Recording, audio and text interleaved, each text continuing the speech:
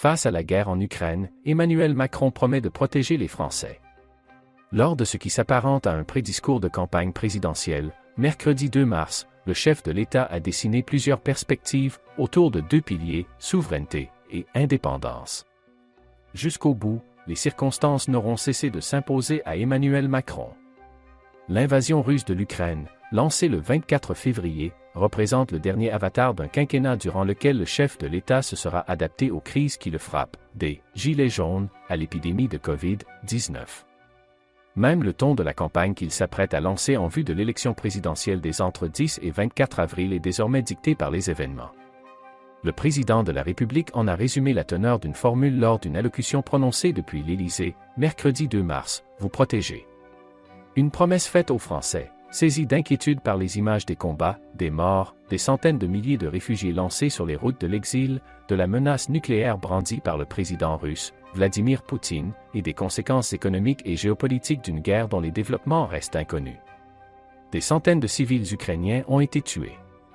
Des femmes et des enfants ont été tués encore ce jour. Les jours qui viennent seront vraisemblablement de plus en plus durs, a prédit Emmanuel Macron, alors que les forces russes se massent aux portes de Kiev. Avant de se projeter sur l'après, le chef de l'État a tenu à replacer le contexte de ce conflit, cette attaque brutale, qui constitue une épreuve sans précédent depuis nombre de décennies en Europe et marque le retour brutal du tragique dans l'histoire. Son responsable a, selon lui, un nom, Vladimir Poutine. Un dialogue exigeant et constant avec Poutine.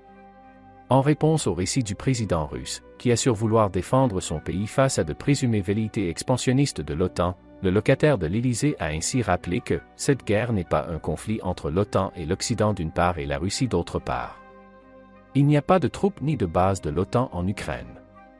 Ce sont des mensonges. La Russie n'est pas agressée. Elle est l'agresseur, a souligné M. Macron. Le président Poutine a choisi la guerre, a-t-il insisté. Seul, nourri par une lecture révisionniste de l'histoire de l'Europe et un esprit de revanche. Celui du chef d'un ancien empire qui rêverait de lui rendre sa grandeur passée. Le chef de l'État a pris grand soin de distinguer le régime poutinien du peuple russe, ce grand peuple européen, dont une partie exprime dans des manifestations son refus qu'une guerre indigne soit menée en son nom. Ce ton ferme à l'égard du maître du Kremlin est aussi une manière, pour Emmanuel Macron, de répondre aux critiques de ceux qui lui reprochent d'avoir conduit depuis 5 ans un dialogue stérile avec son homologue, reçu en grande pompe au château de Versailles ou au fort de Brégançon, Var. Le 7 février, le président de la République se rendait à Moscou pour tenter d'empêcher la guerre.